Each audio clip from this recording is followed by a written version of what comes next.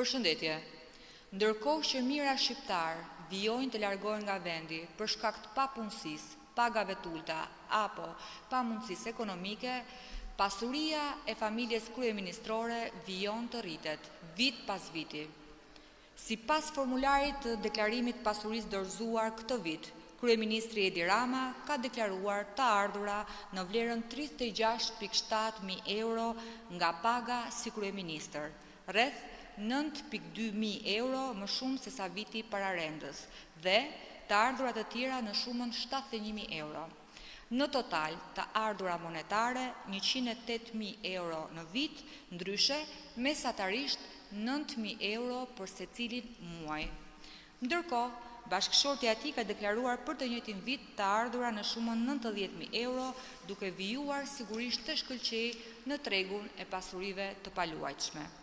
Ndërsa në vitin 2023 zonja Rama kishte blerë një pasuri kundrejt vlerës 429.000 euro, për të cilën kishte paguar 200.000 euro dhe diferencën e mbetur 229.000 euro do ta paguante brenda 2024-s. Sipas deklarimeve të fundit, ajo njofton se ka shlyer plotësisht këtë detyrim, fal ndihmës edhe të një kredie të marrë 200.000 euro.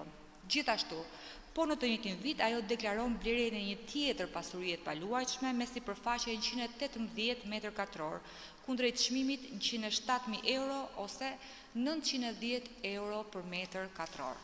Pra, vetëm për vitin 2024, shpenzimet për blerje të pasurive të paluajtshme të zonjës Rama kapin vlerën 336.000 euro.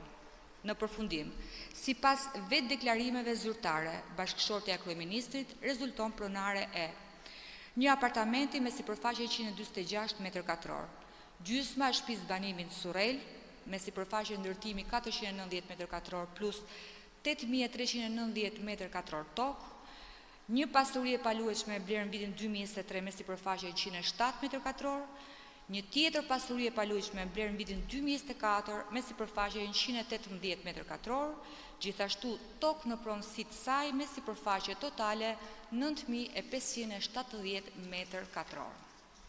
Toka në blok blerë me 310 euro për metër katror apo pasurit paluajtshme blerë kundrejt çmimit 910 euro për metër katror janë çmime që për qytetarët e thjeshtë mbeten ëndra në sirtar, por për familjen kryeministrore sigurisht një pasuri krejtësisht e prekshme.